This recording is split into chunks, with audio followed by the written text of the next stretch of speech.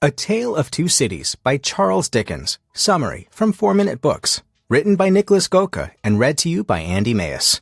One-sentence summary. A Tale of Two Cities tells the stories of two connected families in 18th century London and Paris, exploring everything from love and loss to murder and family intrigue, thus teaching us about history, ethics, and the complexity of human relationships. Favorite quote from the author. A wonderful fact to reflect upon, that every human creature is constituted to be that profound secret and mystery to every other. Charles Dickens. I see a beautiful city and a brilliant people rising from this abyss, Commissioner Gordon reads. I see the lives for which I lay down my life, peaceful, useful, prosperous, and happy.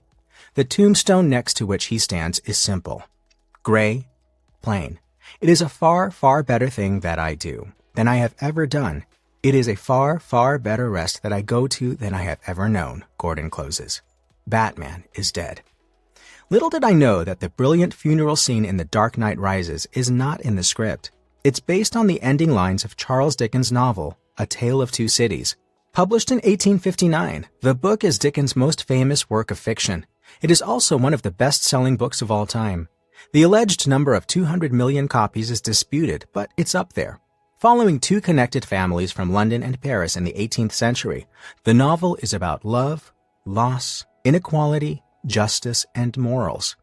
Here are 3 lessons that will help you understand its core message. 1. You can always be recalled to life. It's never too late to turn your life around.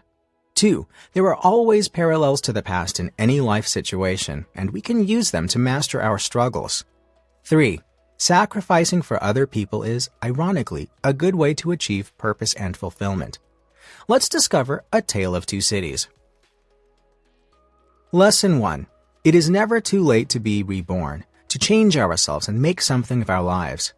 The first act of the book is called Recalled to Life, a key phrase that repeats throughout the book. Initially, it is used to describe the release of Dr. Alexandre Manette from the Bastille prison after 18 years. Laurie carries this news to Lucy, Manette's daughter. Together, they travel to France and bring a clearly traumatized and mentally unstable Dr. Manette home to London. Besides Manette's release from prison, his daughter eventually managing to bring him back to a normal state is another rebirth. Later in the book, Charles Darnay, a French nobleman and Lucy's love interest, is saved repeatedly from being sentenced to death.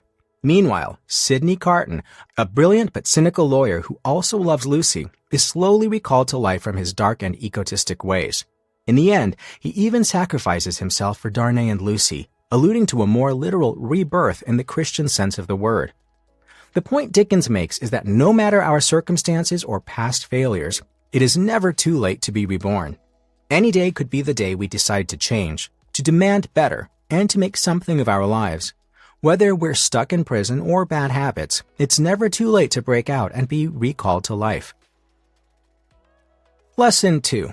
Everything in life resembles something else, and there are always parallels to learn from if we look for them. There is nothing new under the sun, they say. In the second act, The Golden Thread, more and more parallels between Lucy's and Darnay's families unfold. When Lucy and her father are witnesses at Darnay's trial for treason, she falls in love with him. Since present lawyer Sidney Carton resembles Darnay, all evidence against him is dismissed.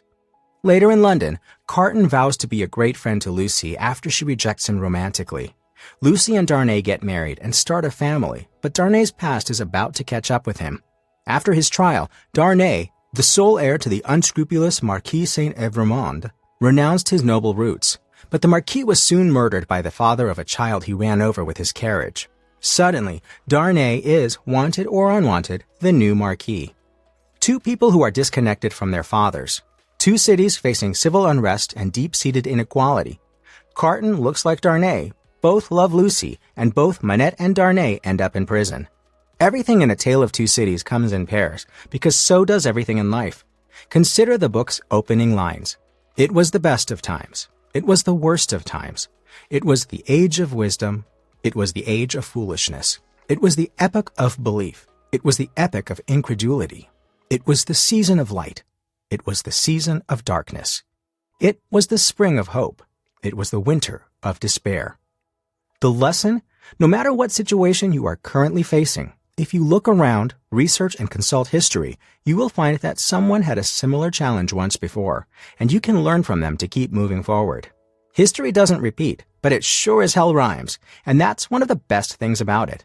Now, before we get into lesson number 3, if books like this one inspire you to live your best life and accomplish your dreams, you should download our free list of the top 10 most motivational books ever written. After summarizing over 1,000 books, we handpicked these 10 best of the best and turned them into a visually stunning, easily skimmable PDF. Use it to pick your next great read and stay inspired en route to your biggest goals. Simply enter your email using the link below this video, confirm in your inbox, and we'll instantly send you the list, free of charge. Alright, let's dive into lesson number 3. Lesson 3. One of the most meaningful things we can do is to sacrifice for others, which, ironically, will make us happy and fulfilled. In the last act, The Track of a Storm, Darnay is promptly thrown into prison after his arrival in France for being an old aristocrat. The Manettes arrive and get him acquitted at his trial, but he is rearrested instantly and sentenced to death. Selflessly, Carton manages to trade places with an unknowing Darnay in his cell, choosing to be executed in his stead. Remember Commissioner Gordon's speech? It is the book's closing monologue. Carton stares at the guillotine about to chop off his head. Despite impending death, Carton is at peace, having done the right thing. That's why it is a far, far better thing that I do than I have ever done. It is a far, far better rest that I go to than I have ever known, he concludes. Of course, in our everyday lives, sacrifice doesn't mean dying to save someone else. Giving up something to help others, however, is one of the best ways to achieve meaning and happiness, as long as we choose the right people and do it for the right reasons.